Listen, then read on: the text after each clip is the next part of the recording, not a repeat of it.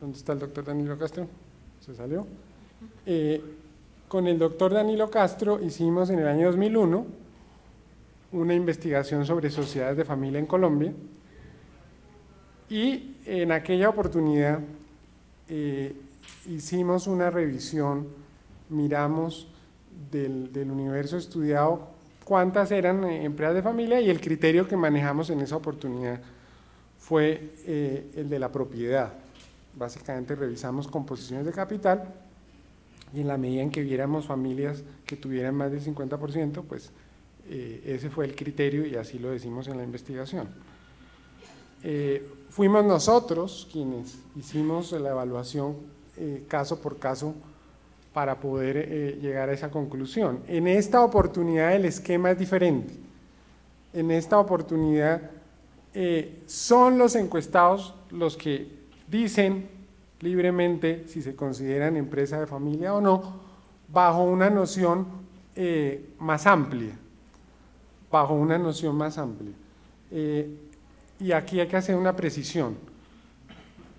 Hemos insistido en que el Código de Comercio no establece una noción de empresa de familia, no obstante el 435 establece claramente que no puede haber mayorías en las juntas directivas integradas por miembros de una familia, salvo, dice la norma, en aquellas sociedades reconocidas como de familia.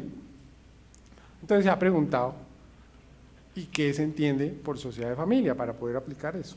Pues allí la respuesta de la Superintendencia de Sociedades, digamos, se ha basado en una norma del Estatuto Tributario que se aplica por analogía y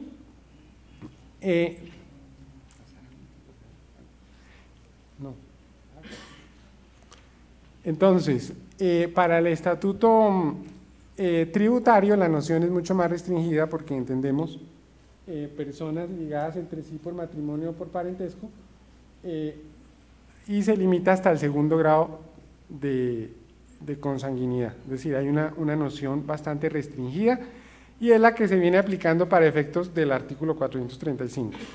En esta encuesta hemos ampliado el concepto porque nos parece que es fundamental y que en la práctica pues hay que reconocer que también serán empresas de familia, por ejemplo aquellas en donde el control lo tengan ya los primos y que en ese orden de ideas no se les aplicaría la noción del estatuto tributario. Entonces hemos preguntado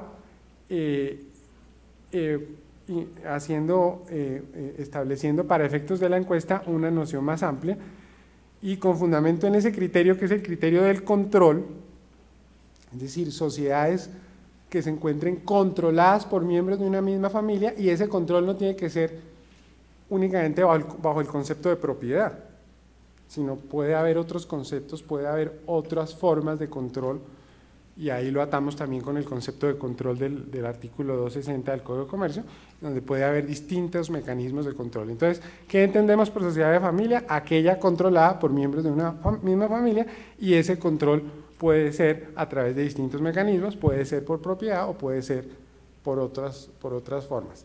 De hecho, por eso encontramos casos de empresas unipersonales en donde en la encuesta se reconocen como empresas de familia, ¿no?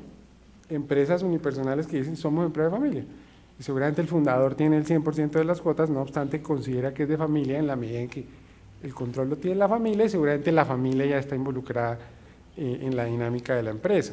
Entonces, digamos que ahí hay una cosa importante. Miremos la anterior. Bueno, ya en el año 2001 nos concentramos con el doctor Danilo en lo relacionado con las generaciones. ¿Qué pasa con nuestras sociedades? ¿En qué etapa estamos? Y ya decíamos y advertíamos en aquella oportunidad cómo, decíamos, la situación en Colombia es bien especial. La mayoría de nuestras empresas están en primera generación. Además, la mayoría de las empresas son creadas alrededor de los años 70.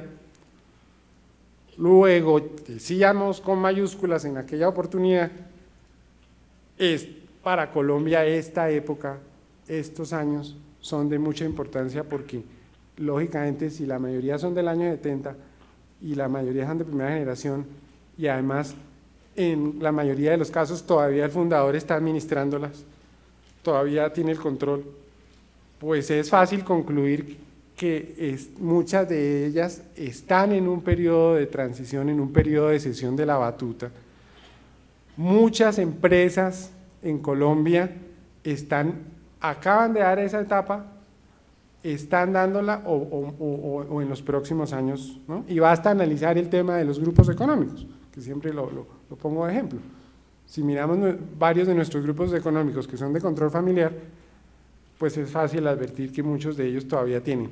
Caso Organización Ardiela Lule, donde es claramente un grupo de control familiar, donde todavía el fundador tiene el control y que por supuesto se trata de un fundador que está ya cerca, alrededor de los 80 años. Entonces, eso que vemos en los grandes grupos, por supuesto también lo vemos en la mediana, en la pequeña empresa, con muchas empresas en esa situación de transición, y por eso para Colombia este es un momento muy especial, porque todos sabemos que está establecido pues que solamente el 13% de las sociedades, de acuerdo a los estudios internacionales que se han hecho, solamente el 13% de las sociedades llegan a la tercera generación. Entonces, el tema del abuelo industrial, hijo vividor, nieto mendigo. Entonces, eso implica un alto nivel de riesgo, y de ahí la importancia de reflexionar sobre esto y de generar estrategias que nos permitan la perdurabilidad. ¿Qué nos dice la encuesta? Claramente nos refleja que el 63% de las sociedades están en primera generación. Entre primera y segunda, el 19%. En segunda generación, el 11%. Por supuesto, los otros casos pues, son mínimos los resultados.